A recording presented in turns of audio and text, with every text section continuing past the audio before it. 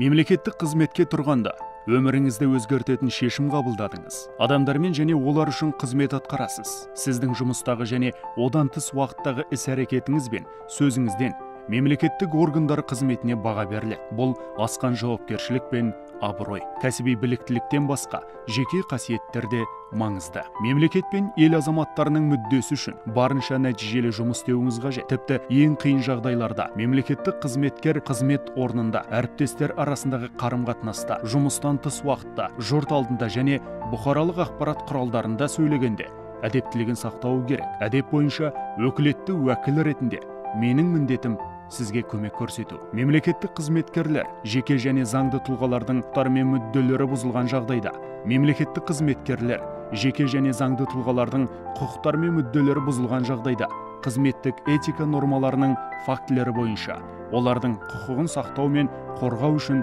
шараларды қолданамын. Мемлекеттік қызметте жемқорлыққа қарсы күрес пен этикалық кодексте Қазақстан Республикасы заңдарының сақталу мәселелері жайлы этика жөніндегі өкілетті уәкілге кеңес алу мен түсіндірме жұмыстарын жүргізу туралы жүгіне аласыз. Этикалық талапқа сай болу қоғамның мемлекеттік қызметке деген нық сеніміне негіз болады.